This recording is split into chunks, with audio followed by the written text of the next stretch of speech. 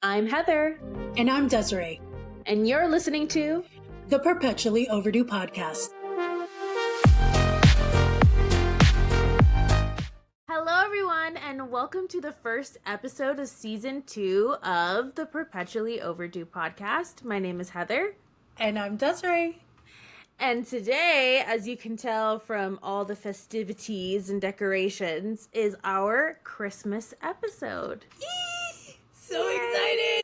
If you're listening, we highly encourage you to head over YouTube because you have to see this. I mean, we put some effort. Okay, I know. We look cute. We've got hats or headbands, whatever you want to call it.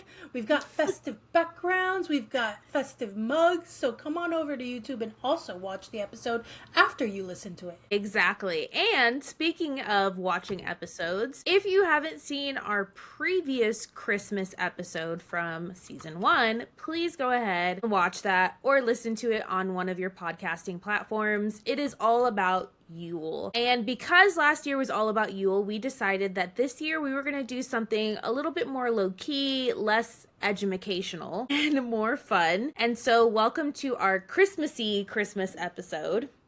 Now, Desiree and I have always loved Christmas. Mm-hmm. It's always been our favorite holiday. Mine has changed since. I still love Christmas, but Halloween and just the fall season in general has burrowed into my heart into a special place. But I still love Christmas, and I still get all the warm, fuzzy feelings, which I think, Desiree, you can relate to as well. Oof, absolutely. I've always said fall is my favorite season, but my favorite month is December because of multiple reasons. Because of the Christmas, Yule spirit and festivities, my birthday month, and just the whole, even the magical time warp that is New Year's.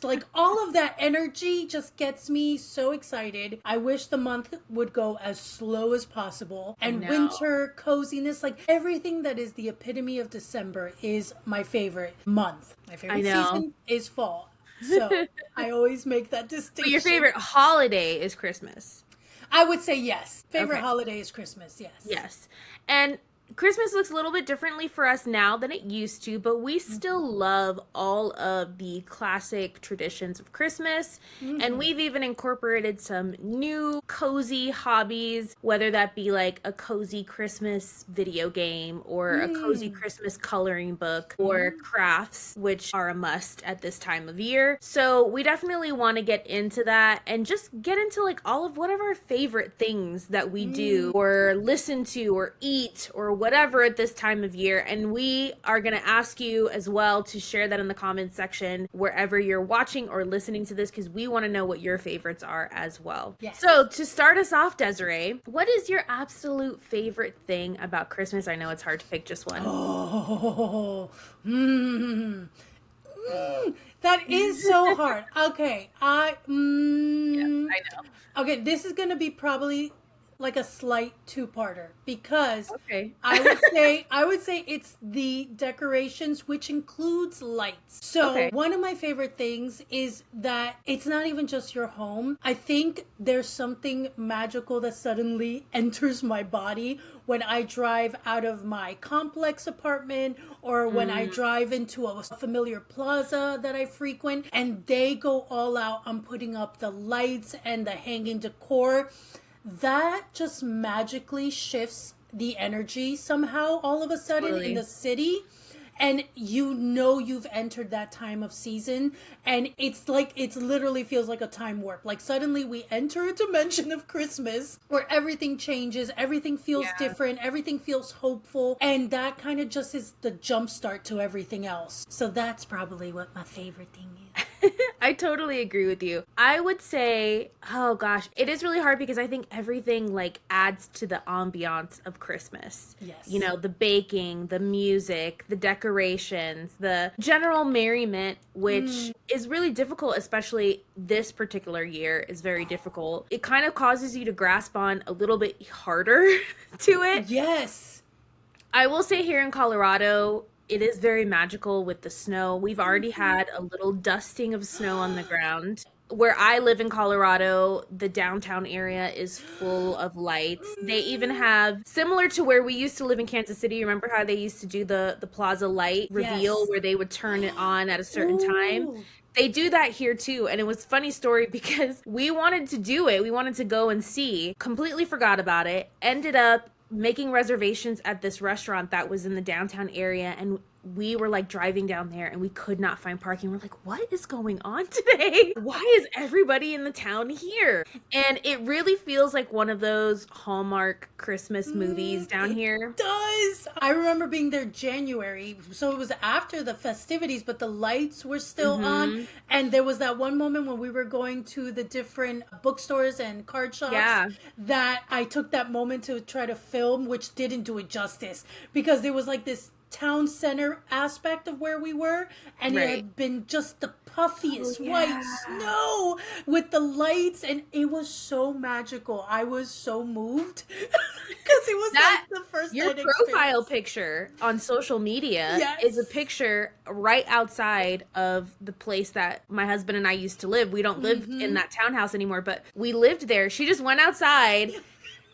There's like mountains in the background that you won't be able to see in the profile picture, but they're there, and she's just all bundled up, all cozy, and there's snow piled everywhere around me, so I know that like added to just the perfect lighting. It was just like such a simple selfie. Like she said, the profile picture cuts it, but the full image of it, you see all of that, and it's magical. It is. It's magical. I think for me, my favorite part is, I think it's the activities. It's doing the crafting, doing the decorating, doing the going around and seeing Christmas lights, either houses or there's an area near us where they take over this park, this little outdoor area, and they do Christmas lights and you drive through it. It's similar to how fall is. I love going to pumpkin patches. I love baking. I love doing certain things, watching movies. The activities for me are my favorite part, and definitely like zhuzh up all of those warm fuzzy feelings that I have inside. And see, this is why I need to live by my best friend, because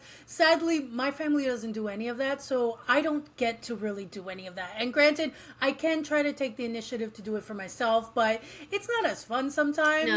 And so honestly, I don't partake in barely ever activity situations. Where I live, fall and winter activities are not a thing, and so those really aren't available. Weather doesn't really permit it. So sadly I have very much missed out on that aspect of festivities and holidays that I am very eager to live further up north so that I can do, because I would thrive and love all redemption. One day. Speaking of, okay, so this is something that I just saw on TikTok, and I am revealing it to you right now because I know you will be shocked. I saw this TikTok of this woman talking about how she literally got to like live in a Hallmark movie for a day because of where the Hallmark, I guess, headquarters are. You will guess, just one guess where it is. I guarantee Kansas City. What? Yes. So not only did we lived in Kansas City for years and we never knew that Hallmark was headquartered there. So not only do they have their own like headquartered area and they put on, I guess, festivities and events during Christmas, they have a skating rink and everything. But then she went to the mall that we went to one year for, I think it was your birthday, where we went to the restaurant where the train sends you your food. Yeah. And then they had Santa there, and then they had a theater there, because I remember they were playing a streetcar named Desire.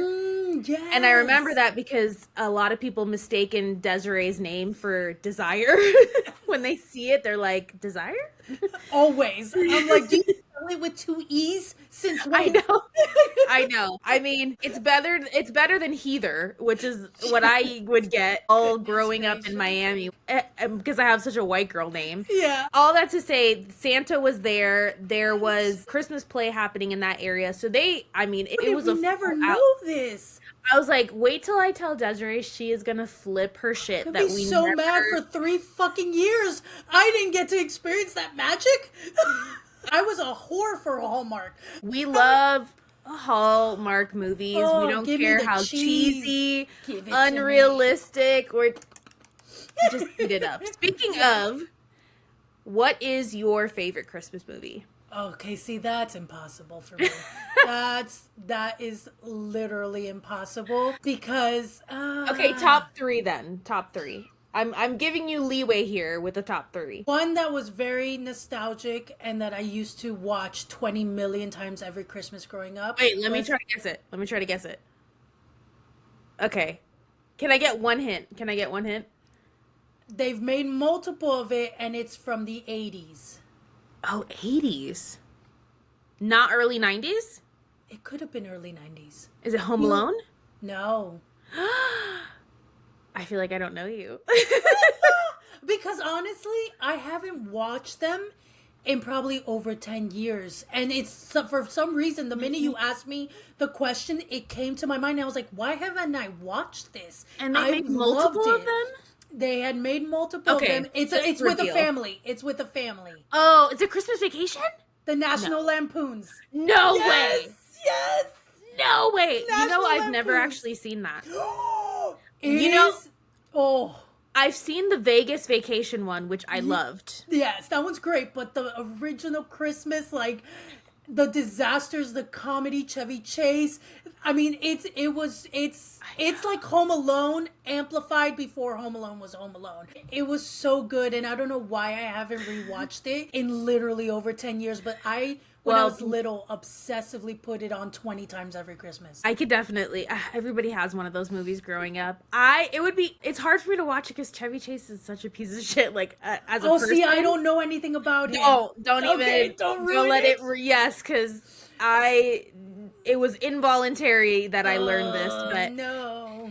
Anyway, I've always kind of wanted to watch it because I know it's such a classic Christmas movie. But before we get into which ones I like, you still have 2 more. Okay. And then as basic bitch as it sounds, it's just so fun. Elf.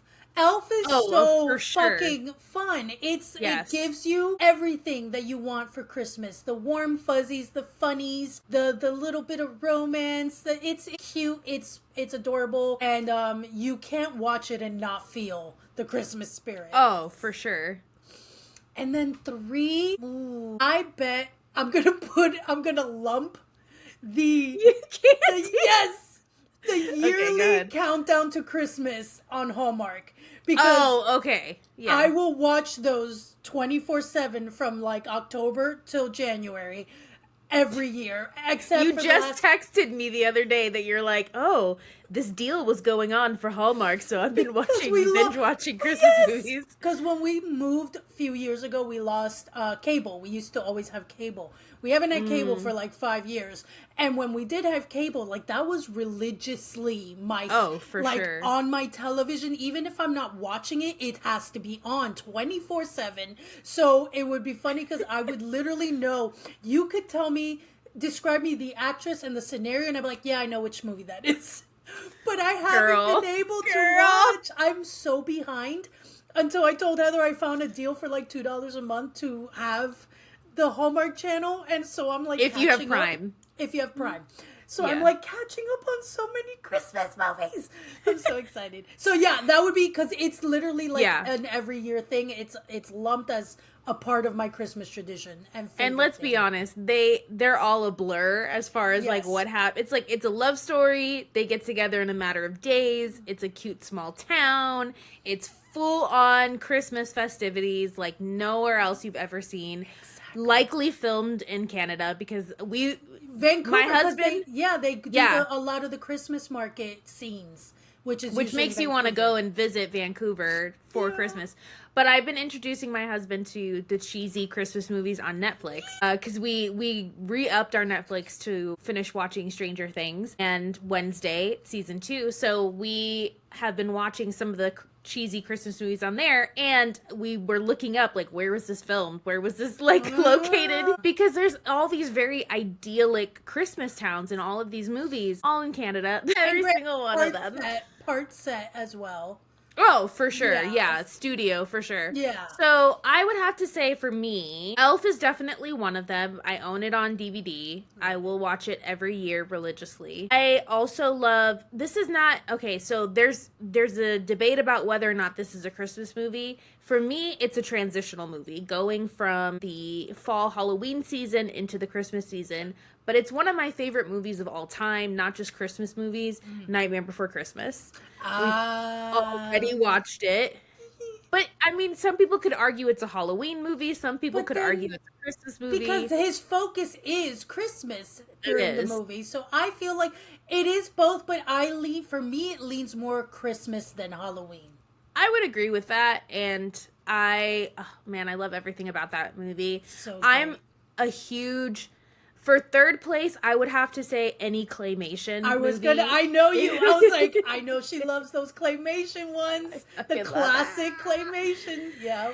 It's so fun, too, because last year, everybody was doing, like, makeup looks for the Christmas season, and they were doing Snow Miser and Heat Miser, which is part of claymation, The Year Without a Santa Claus. Okay. And... that's like my favorite part of that claymation is their little songs. I'm Mr. Heat Miser. So I love seeing everybody's rendition of their makeup. Like, especially when they would do their face like half Snow Miser and half Heat Miser. Ooh. Yeah. So yeah, any claymation movie, just like you lumped all the Hallmark movies together. It counts. I'm lumping all the claymation movies together. I love them. Because it's a full experience. It's not like one is the ultimate. It's a package deal with those. Okay, Heather, next. What is your favorite, and this is going to be difficult, Christmas song? Okay, this is a good one. Just so you know, Nick has been blasting NSYNC's Christmas album for... Oh my God. And see, this is why we love him and we approve of him as because husband. He knows, and I've been, of course, I need to listen to putting on a concert for him. Sidebar, someone gifted me Spotify very generously. Nice. Very generously. So I haven't even been able to touch it yet because it's not even, I'm so not used to having anything. Forget that you have it. And you just resurrected it in me because now I'm going, I need to listen to the Christmas NSYNC album.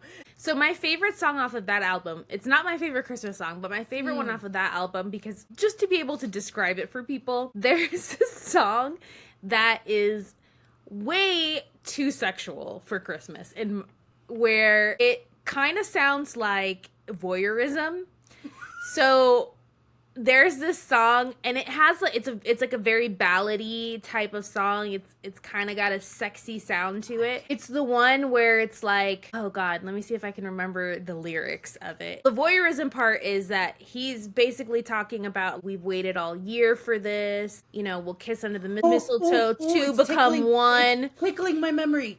And then it gets to the part where it's like, I wish Santa could see this beautiful under my tree. And I'm like, you wish Santa could watch you having sex? What? The 90s, questionable 90s lyrics is because there's no way. Hilarious to look back on. There's no way that they did not mean sex. When you say two become one, come on. Yeah, it was the way we slid in the 90s innuendos and really relied on the ignorance and innocence minds of people. It's true. Yeah. There's a part where JC is like, this is what we've waited all day for, but he like crescendos it and then like stretches it out in the end. Just relax, enjoy the view. I'll show you how good it could be. I wish that Santa could be here to see this beautiful under my tree. Come on, my dude. And all the little teeny bop 14, 15-year-olds singing along. Yeah. No one but you, no one but me. And JC's voice is that voice that can do the very sensual... Yes. Yeah, he's been guilty of doing a little bit of a black scent every now and then because his voice lends really well to R&B, but I'm like, JC, you white. A little bit. Oh, and especially the way he's aged. I'm just like, I remember he was like my number one when I was younger, when everyone's number one was Justin. He was my number one. Yeah, well... Justin's more problematic in my opinion. So. Agreed. But I'm just talking visually. I'm just talking aesthetic wise.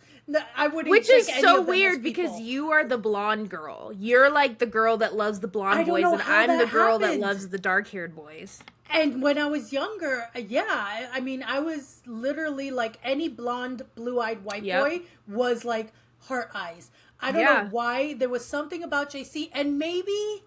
You know what I think it could have been? We're going off on a tangent. I'm so sorry. No, go ahead. This is what we do. Go ahead. I feel like when they first came onto the scene, Justin came off very young to me, even though I was 15, 14. Oh, yeah. He was the youngest member. And I think JC had this, well, he was older, but he had this much like older guy. Maturity. And I think I was attracted more to the fact that he didn't come off like another teenage kid to me. I get what you're saying. And honestly, he had an amazing voice.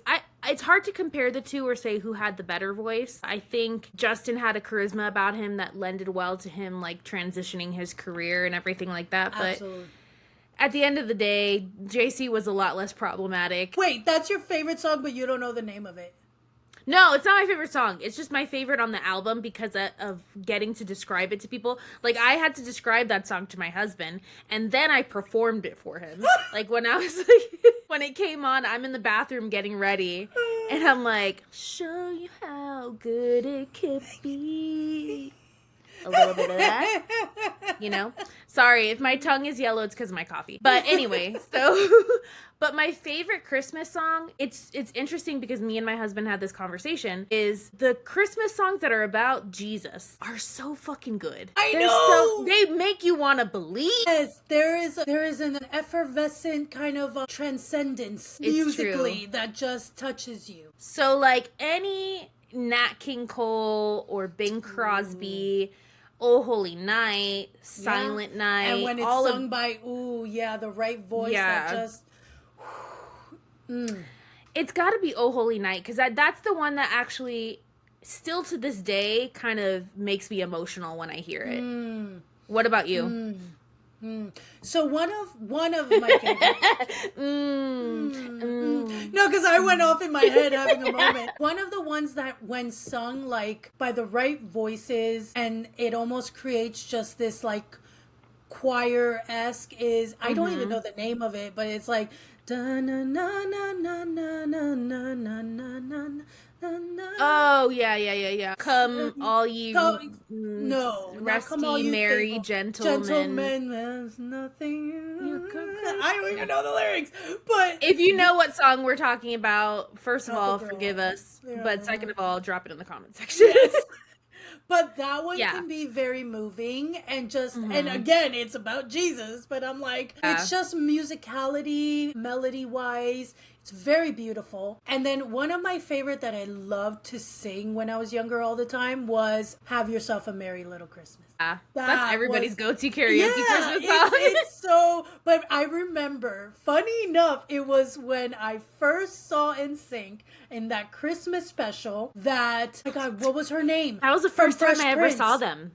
Tatiana Ali. Yes, she sang Have Yourself a Merry Little Christmas in that show. And I fell in love with just her rendition of it. And I was singing it constantly after that. All the time. Oh, the 90s were such a good time. Christmas music it's powerful. It's peppy. It gets you in a good mood. There's so many good Christmas albums out there. My family loves. I'm sure he has multiple, but there's one particular Harry Connick Jr. Christmas album that we always listen to. And it's got a little bit of that Southern Louisiana kind of sound to it with certain songs. It's my sister's favorite. But let's move on to the food. The food. Now, just let's preface this by saying that Desiree and I are both Puerto Rican, and so our Christmas food doesn't look the same as everybody else's Christmas food. So we might not share the same favorites as you, but Desiree, you first. What is your favorite Christmas food? Well, I mean, the meal that we typically have every Christmas is a lechon pernil. Okay. It's basically like a roasted pork. Pork shoulder. Thank you. That. Yeah. And it's just done. I mean, if you've never had any Hispanic or lechon, oh my God. It's just so juicy and flavorful. Yeah. It's got the crispy skin on the outside that's basically like a pork rind, kind of what they're made of. But before they turn in dried out pork rinds, it's just crackly and juicy and ooh, very fatty, but delicious. And so we always have that with an array of sides. And that's like the main event. And our sides, again, like Heather said, are not typically probably what you're used to. Let's combine that with their favorite drink, which I already know what it's going to be. It's going to be coquito. Because that is the quintessential Puerto Rican holiday drink. And for me, it's my mother's coquito because she just, I don't know. And she eyeballs everything, but it always comes out the same. So does my year. Mom. And somehow, and then when they try to teach you, they're like, a little bit of this, a little bit of that. And you're like, what is the measurement, woman? Exactly. One year, she's like, I'm going to add more Bacardi than the previous year or something. So for those who don't know what coquito is, it's a Puerto Rican rum drink. It's our version of eggnog. So it has condensed milk, it has coconut in it, it has cinnamon, and it has, and coconut cream too. Yes. And it has vanilla extract rum. Yeah, vanilla extract rum. Because rum is, if you know a lot of where drinks come from, rum is very Caribbean, just like tequila is very from like Central America, Mexico area. Caribbeans, we like rum. We do the rum. I would have to say that growing up, my favorite dish was quite American, to be honest. I have to have two things: Thanksgiving and Christmas. Even though this would probably lend more towards Thanksgiving. I have to have mashed potatoes and I have to have cranberry sauce, but it has to be the jellied ocean spray from the can. I don't want some fresh bullshit. Keep your homemade cranberry sauce to your fucking toast. And you could judge me all you want. But those combine with either the turkey or the pernil, which is what we usually would have. And a lot of families do ham too. On Christmas as well. Not mine, but yeah. And then the arroz con gandule. And then if you are really lucky and you have like a relative or you know somebody, you might get some pasteles for Christmas as well. I love having pasteles. They're not my favorite dish, but very quintessential, the like holiday meal. Yes. It's so true. we already had it for Thanksgiving. We will have it again for Christmas. But to add on, because you did remind me, I too have to have something else, which lends to both holidays. So in addition to the pernil, I have to have my mom's sweet potato casserole, which is basically the sweet potato mash with the marshmallows on top, golden brown sugar, vanilla, delicious. I have to have that for Thanksgiving, and I have to have that for Christmas. And then whatever other sides get added on, I'm a happy gal. Yeah. And usually if there's arroz con gandules, which is one of my favorite that my mom makes, I really want plátanos, like plantains, sweet plantains with it too. Okay, Heather. Yes. What is your favorite Christmas pastime? Ooh, okay. So it's kind of a new one. I wouldn't say that it's been like since my childhood or whatever. I want to say it has to do with it's decorating the Christmas tree, to be honest. And the new thing that we've had is actually going to a like Christmas tree farm and cutting down our own tree. No way. We did that in Seattle. Unfortunately, we haven't done it in Colorado. In Colorado, it's a little bit more tricky. Like, you don't necessarily have the farms where people run it. It's more of like you can get a permit to go out to the forest. Whoa, okay. And cut down your own tree. It's a little intimidating. We haven't done it yet because our car is not 4-wheel drive. We want to get a different car because if we're going to be trekking through the woods to get a tree. Yeah. And then I'm a little intimidated because I've looked at a map before and there's a whole section of trees that you're not supposed to touch. And so I'm like, what if I cut down the wrong tree? Jail. Immediately. But it's probably the cheapest way to get a tree, honestly, because the permit itself is like probably like $20 or something. And then the tree is free. You just cut it down, you take it home and doll it up. Yeah. But one thing that we've been doing is getting one ornament every year And making sure that the ornaments feel homemade and feel special. So not just the regular baubles, but sometimes it's like the ones that are felt with like a little bit of stuffing in it, or we even have ones that we have made ourselves. This year, our dog is going through some terrible health issues, and we don't really know how long we're going to have with him. So we're going to do like an ornament with his paw print on it, because we haven't done that yet. I think collecting the ornaments and decorating the tree and actually seeing the years that you've had together through the ornaments is really special. Beautiful. I love especially that. Because my sister took all of our childhood ornaments. Whoa. I wasn't prepared. I'm bitter because she has all of our I had to fight her for childhood photos. Oh man. And she has all of our ornaments growing up too. So like all the ones that I made when I was younger, my little construction paper stocking with like the cotton balls at the top of it, she has all of those. So I have to now create all new ones. Or when you go to visit now, steal. I'm actually about to go down there, so I might. But anyway, what is your favorite pastime? Growing up, we didn't have many. Sadly, I don't know. It just wasn't. And it could be because my own mother didn't get to experience family or growing up with any loving relatives who made holidays special for her. But she has always tried to make things very special for me and my brother. It just kind of changes every year. Yeah. Except one thing we have stuck to, which is very much a like general Hispanic tradition, usually, which is that at midnight before Christmas, Christmas Eve midnight, or whatever, we get to open one gift before Christmas morning. Yeah. So it's always like the anticipation of midnight. Usually, see, because for us, we don't eat Christmas night. We eat Christmas Eve evening. That's our big Christmas dinner. Yeah. And then Christmas Day is like lounge in pajamas and just breakfast. watch Christmas movies in bed scenario, enjoy your gifts. So leftovers.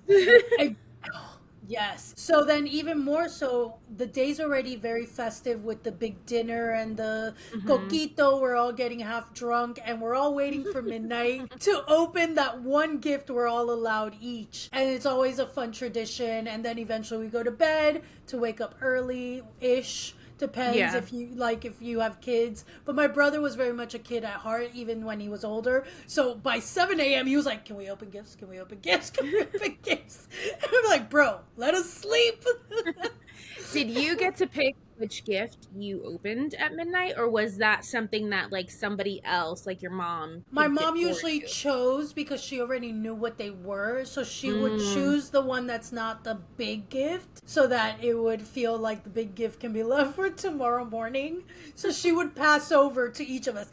You can open this one, and then sometimes she'll give us a stocking that she's been filling for the week as well, and so we can open the stocking and that one gift. Yeah, that's what Nick and I have been doing. We open our stocking on Christmas Eve. So it's my way of pulling him into that little Hispanic tradition. Yeah. And then we save the gifts for Christmas Day because it's just the two of us. So it's like, if we open one of the gifts, there's not going to be very many left over. Makes sense. The stockings are fun. And I really enjoy making the stockings too. Before we started boycotting Target, we used to go to Target to get all of our stocking stuff. Yeah, I mean, that was a perfect place to get all the little knickknacks. Yeah, and then one year we even did like a Dollar Tree one where we went to Dollar Tree and we tried to find stuff, but not everything that we found was like, I remember he gave me like this really cheesy nativity story movie from the Dollar Tree, and I was like, what the fuck am I supposed to do with this? I'm not watching it. Like, I don't care about Jeebus. It was kind of like a prank gift, I guess. And then we would have snacks in there because Dollar Tree has food, and so it would always be like kind of fun to do. But the Dollar Trees that are by us, they're never the Dollar Trees that you are, look at all this DIY stuff that I've made from Dollar Tree, and then you go to Dollar Tree and most of the shelves are empty and you're like, where's all this stuff that these people are getting? They literally said it just arrived this week. I know, and it's never, I don't know. The Dollar Tree here always seems like it's out of stock on things, but you kind of touched on this a little bit earlier, but what is your favorite Christmas decoration? I was going to say lights. I know you love lights. If you're watching. I would have to probably say, because yes, obviously it takes more than just lights to give a Christmas feel, because I have lights all year round. Mm-hmm. But that is probably like, if I had all the other decor without lights, I wouldn't be happy. Lights is probably it. Like, sure. I definitely need the lights everywhere, around the tree, the lights outside, when I'm actually trying to see if I feel healthy enough, because I've had a lot of sick weeks recently. I didn't even get to enjoy Thanksgiving. I was in bed. But I am hoping that the house we currently live in, we've never put lights outside. And we have a little like arch where you walk up to the doorway. I'm like, that could be easy enough to just hook some lights there, just basic lights, icicle lights or something. Because one of my favorite things is definitely driving around the complex and seeing everyone's decoration with lights. More than, again, you don't even have to have any inflatables or characters or anything on your lawn. If you just have decked out lights in your house, that to me is magical. So probably definitely lights. Yeah, it's hard. The lights are so magical. And then some people go all out.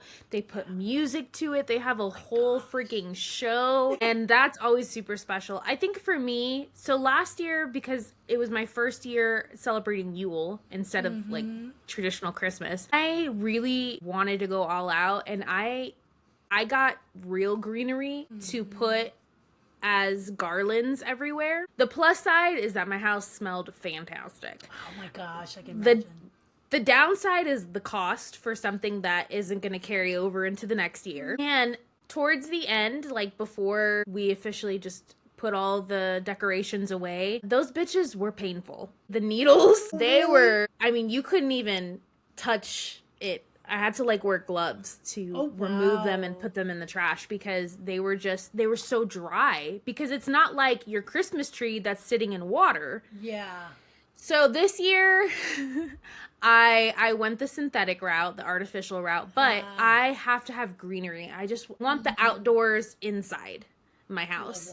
So as much of that as I can get. For me, I do love a more natural look and aesthetic, and that's why I wanted the actual real greenery, but it is too expensive to do every year. And eventually, you have to throw it away, and it kind of sucks. So, and it's kind of a hazard when it comes to, I had it on my coffee table, and every time I'd reach for something, if I'd reach too far, you stabbed yourself. Yeah, or if I'm trying to turn on the lights that are in the garland, I'd have to not get hurt. Dun, dun, dun, dun, yeah, dun, dun. Exactly. So this year, because I'm not like an artificial plant person too, all of our plants are real, and so I just had to buckle down and be like, you know what, I'm just gonna do it.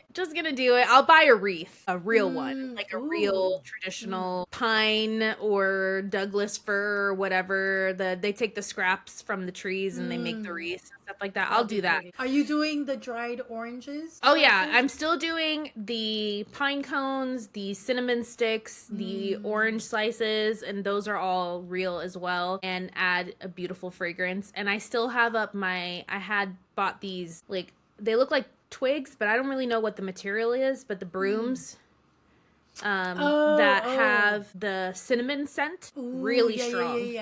Yeah. So I kept those up because they kind of had that whole natural Yule type Christmas feel add to a little it as well. Greenery, mistletoe-y type thing to it, and exactly. A little holly, and you're on your way. So those are still up, and I still do simmer pots and stuff to try to get that Christmassy fragrance in the house. But yeah, that, and oh god, what is it called? They're the ones that look like stars. Oh, you know anise? what I'm talking about? Anise. Wait. Yeah.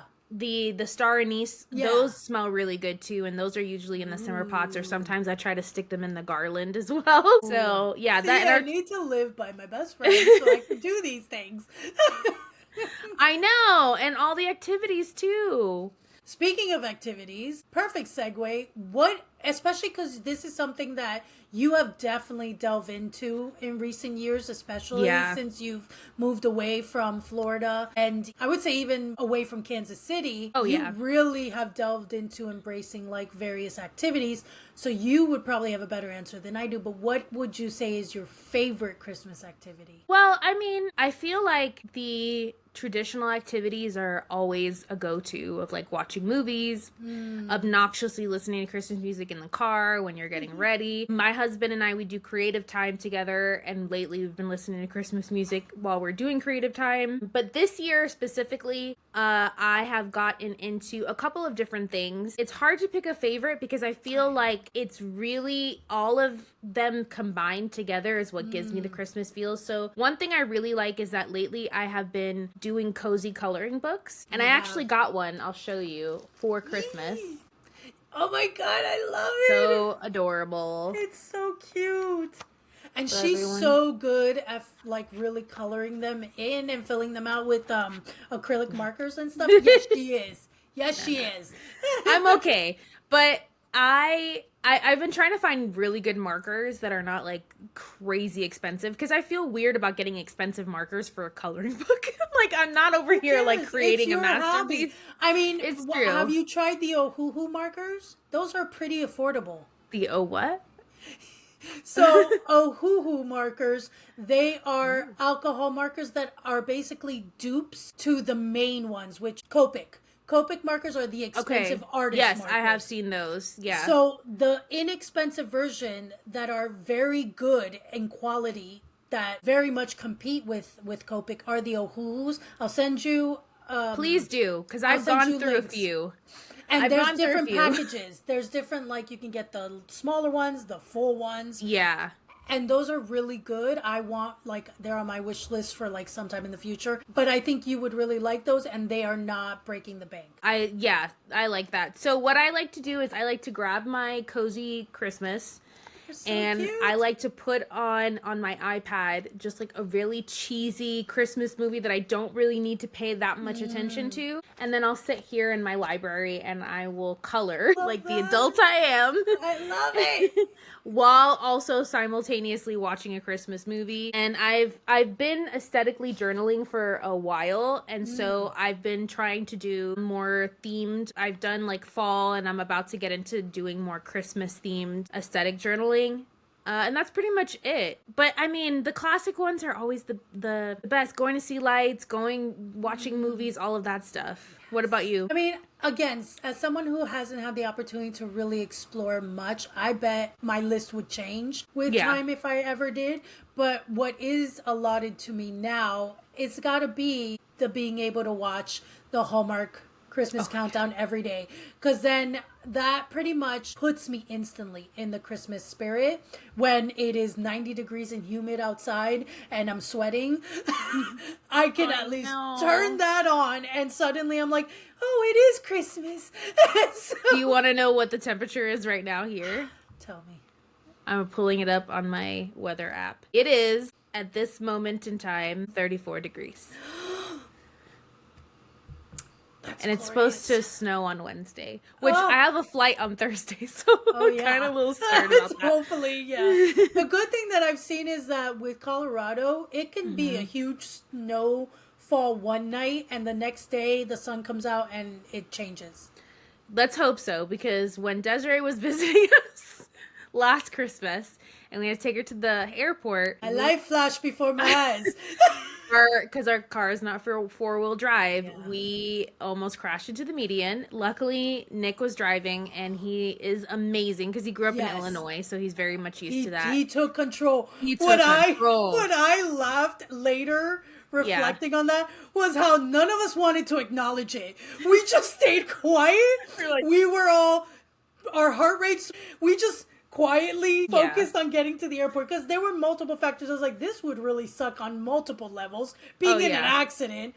But then I was like, missing my flight, especially the reason I had to be home immediately. Yes. I was like, this could go bad. I just remember my heart being here when it happened. And then again, the silence of, that didn't happen. We're fine. Everything's fine. Nope, you didn't see anything. Did you see anything? No, I didn't see anything. I know. It's true. It happened so fast because the highway was still pretty icy is the issue. You know, the sun hadn't really come out, hadn't melted everything. It was so bad. We were going early. Yeah, it was early and it was day. so cold that the windshield wiper fluid, or the line in the windshield wiper fluid, froze because it was not coming out. And we thought maybe we were out of fluid. That wasn't the issue, because the next day it started working again when the temperature was lower. So we couldn't clean our windshield, which basically meant that we were driving with like a little crack of the windshield that was exposed. On the way back after we dropped you off, we had to actually pull off on the side of the road, clean the windshield a couple of times, because it was just like a hazy whiteoutness. And yeah. So, it was scary because it wasn't the only time. Like, the car would like have jerks from the ice patches, but that one moment was the scary one where thankfully Nick was an expert who took control. And even though we went this way and that way, we didn't hit anything or anyone. No, we stayed in the lane. And we stayed, and I was just like, oh my goodness. No one hit us. No, it was... Something divine bubbled us. Yeah, and we managed to make it to the airport on time. You got to your flight, because we had to drive pretty slowly. So I'm really hoping that is not going to be the case on Thursday. No. Okay, Desiree, we have gotten into all of our Christmas likes and favorites, but how about our mishaps, mistakes? What is your biggest Christmas fail? Oh, this is fun. Okay, I have one that is very vivid in my memory from childhood. And it's, oh God. Okay, so I was probably like 7, 8 years old. It was Christmas morning. And I remember desperately asking all year for a bike.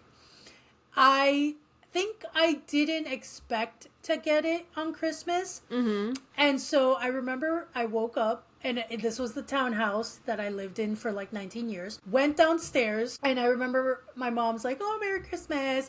And then she was like, look at your gift. And she pointed towards where the terrace, like our back porch area, has a glass door, a sliding door. And then usually we have the netted screens. Yeah, also totally. on the other side. Yeah, right? Well, no, I don't know if that is like a southern thing. Anyways. So I remember looking over, and all I see is the bike in the little back porch area. And I get so excited. I run. And I slam into the screen because I didn't realize there was a screen door. I thought the backyard was open. And all I remember is that me and the screen door together went whoom, and straight down, hit the floor. I took the door with me. Oh, shit. I was so excited. Thank God it wasn't the glass door. Yes, because I've done that, and I got a huge bump on my forehead and a fat lip. No. So, yes, I went... Tragic. It could have, and luckily the glass didn't break, because I was running full force into that thing. So, yes, I'm glad that you didn't hit the glass either. I didn't hit the glass. I just took the screen with me, full body, down to the ground. So, of course, that was what was supposed to be a really beautiful moment first turned into panic. Making sure that I was okay, that I didn't, like, break the door down. And then eventually I got to enjoy my bike. Oh, we all have a bike story. I wanted a bike one year, and my mom hid it in her walk-in closet, and I found it. Not on purpose. Oh, no. I didn't find it on purpose. I walked in there. I don't know for what. I'm nosy, I guess. But I went in there and I saw it. And I don't know if I had like a guilty conscience or something, but I ended up telling my mom about it. And she got mad at me because she just assumed that I did it on purpose. I was like, why would I confess it to you if I had done it on purpose? And so she claimed that I wasn't going to get the bike that year, and that she was going to send it back. And of course I was really sad about that. So when I noticed that the bike was not in her walk-in closet anymore, then I went searching around the house to find it. No way. You didn't believe that she sent it back? No, I did. And that's why I went looking, because I knew that if I couldn't find it anywhere, then she really had done it. So I kind of kept hope a little bit that she wasn't going to send it back. I ended up finding it in my sister's closet, but this time I kept my mouth shut. So nice. You're like, here's a lesson for parents. Don't punish your child for telling the fucking truth, because then I lied after that, because I felt like I got in trouble for telling the truth. So then, and so then I after. did exactly what she accused me of, and I kept it to my damn self so I could get that bike. I'll never forget. It was like a bright, almost neon baby blue color with pink handlebars, really neon pink handlebars, and a pink seat. And I love that bike. I had a baby blue. My bike was a baby blue one. I loved it. I don't really have a. I say that story because I don't really have a Christmas fail story that I can really think of. I'm sure that many things have gone wrong on Christmas, between last minute shopping, food not coming out the way that you want it to. See, I have more Thanksgiving fails than ever Christmas ones. I guess there's one with you and I. Desiree and I attempted to make Christmas cookies one year. We were wearing these. We were wearing these elf hats. So it was like a pointed hat, kind of like the Santa Claus hats, was green and red stripes, and then it had these elf ears attached to it. Yeah. And we decided that we were going to make sugar cookies, and we just thought, this is super easy. We bought the little cutouts to create the Christmas shapes, so Christmas trees and snowmen and everything like that. Yep. We bought all of the stuff to decorate it, sprinkles, icing, everything. So because it was just like the dough, and I think we even tried to attempt to make the dough from scratch, if I remember correctly. We did, which I don't understand why. No, because you could just... Anyway, so we wanted to be like Betty Crocker and make it from scratch. We didn't roll out the dough thin enough, so we had these monster thick cookies that just spread out in the oven and lost some of its shape. You could still tell what that this is a snowman and this is a Christmas tree. Yeah. But they looked a little wonky. And then we attempted to decorate them. Yeah. And specifically our snowmen looked like they were strung out on drugs. Like they looked insane. Oh my God, yes. And we took pictures of them. We were so proud. So proud. And recently we went down memory lane and looked at a bunch of pictures from the early Facebook days, and those pictures were in there, and we were like, holy shit, we were so proud of these. Why? They look terrible. So if you have made it this far in the video, congratulations. We have a little something special for you. As a reward for getting through this whole video and listening to our stories, we wanted to offer up a Christmas recipe and a Christmas craft that you can do this year. And we wanted to make it really beginner friendly, nothing too extreme. I think that there's way too much pressure, especially on the holidays, to make perfect Christmas treats or like the perfect craft, and that it just does not exist. So I can say for the craft, this is something that I personally done, and I am not the most crafty person. I can get by. So if I could do it, I think anybody can do it. But we'll start with the Christmas recipes. Desiree, which Christmas recipes did we pick this year? So there are two, and they should be fairly simple because as we just explained, clearly our cookie making is special. And piping skills are special. So the first recipe is Advent calendar cookies, which basically are just cute sugar cookies that you pipe the numbers like you would see on an advent calendar. Simple, cute. Very simple. And then the second one, all it is brownie presents. Christmas brownie presents. So very cute, simple brownies with a little like present ribbon piped on the top. Simple, cute. We encourage you guys to do them, and please share if you do pictures of them on social media with us, because we would love to see them. So definitely look into the description. There will be links to both of these recipes. And like Desiree said, if you do them, please share. So the Christmas craft is something that I did last year and fell in love with. And I actually have this up in my house all year round. But I wanted to create a wreath that was more aligned with Yule. And I wanted to create something that looked beautiful, because honestly, every wreath that I saw in the store was just ugly. And even the ones that are made from the scraps of Christmas trees just looked kind of plain and boring, and they didn't really have pizzazz to it. So everything that I used to make this wreath, I got on Amazon. Now, granted, this was before boycotts. This is before economic blackouts and things like that. But I'm sure you could find any of these items at craft stores or on other websites if you don't want to physically go out and get them. But I started with a very simple... Oh, so pretty. I remember. Yes. Crescent moon shape. Love it. And I took... all of this is real greenery that you can just take from your tree, honestly. Clippings from your tree. If you get a tree and they cut some of the branches off, ask them to keep them. Or you can go to wherever you can purchase Christmas trees and ask them for scraps. Mm-hmm. And then I got dried flowers. You can see some baby's breath in there. Some cinnamon sticks, orange slices, all of this stuff, these dried flowers, everything. This velvet ribbon with the little bells. And everything I attached with hot glue. Yeah. That's it. Hot glue.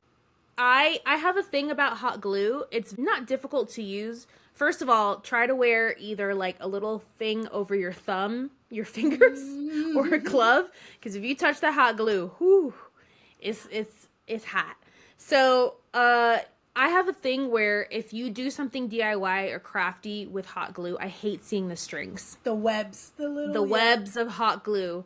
It's kind of unavoidable, but what you do is once you have everything laid down, and what I did is I put everything on the wreath before hot gluing it just to see like what the design is. And I have a few different designs of these. It's not just just a this question. Particular one. Mm-hmm. So the base of it, was it a full circle that you cut into a crescent? No, this is actually a crescent. Here's the back of it so you can see what it looks like plain. Ah. You can buy these on Amazon. You can buy these pretty much anywhere. Nice. Just Google crescent moon wreath. And mind you, this is like $60 on Etsy. Yeah, like for real. And the ones I've seen, no offense, not as cute as this. So I just decided to make it myself. It was a lot less expensive. I was able to make 3 for the price of what I would have paid for like one of those. Once you hot glue everything, you figure out what order you want, you hot glue everything, then you just go back through and just tug a little bit on the strings, on the webs, so that you don't have to see big clumps of hot glue. But it's really easy because hot glue guns you can get pretty much anywhere. They're not expensive. And I used a mini hot glue, so you don't have to have a full industrial hot glue gun to do it. No. There's not going to be a link on a how to do this in the description below. You kind of just use your own creativity, use what you like.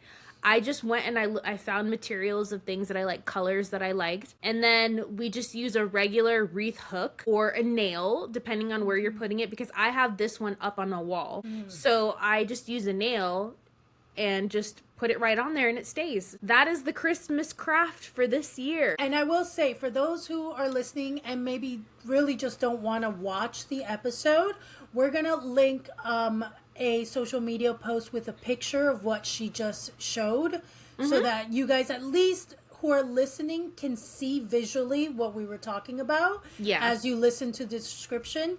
And then again, if you want to then try to make your own, hopefully we encourage that you do, and we would love to see it if you do.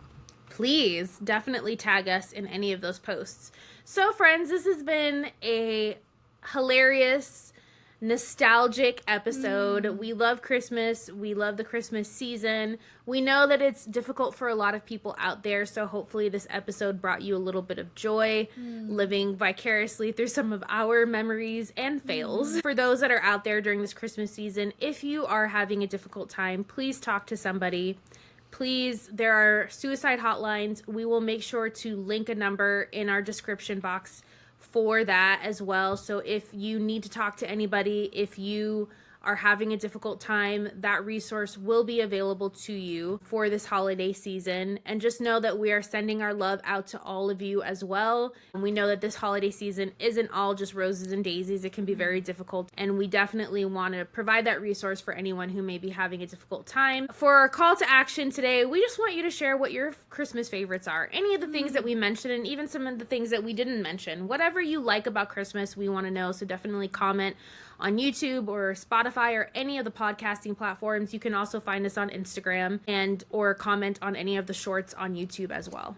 And if you don't celebrate Christmas and you celebrate a different holiday in the winter months, please share those as well. We would love to know what you do, what your family has done, what are some of your holiday traditions. We both love learning about how other people celebrate in their own ways, their own cultures, their own religions, whatever it is. We'd love to know. So it doesn't have to be Christmas. Share whatever you grew up Hanukkah, celebrating. Kwanzaa, winter solstice, Yule, all of it. We want it. And so, as you know, if you've seen or followed us on TikTok before we took it down, or if you hadn't noticed, we are no longer on TikTok. We did put out a post on social media about this. So make sure to head over to YouTube and Instagram. Those are momentarily our primary locations for social interaction, where you can leave comments, you can like, you can subscribe or follow. And then, of course, wherever you're listening to this podcast, most podcast platforms now do permit commenting and sometimes even hearting and liking. There's more interaction, so please feel free to do so. And also, can you leave us a review on whatever podcast platform? If you can leave us a review, it's great for the algorithm and helps others who would also enjoy our content to find us. And we're back, baby. Season 2, episode 1. During the most wonderful time of the year. Thank you guys so much for hanging out with us. We're so excited for all the episodes to come. And until next time, friends. Happy holidays! Happy holidays! Bye! Bye.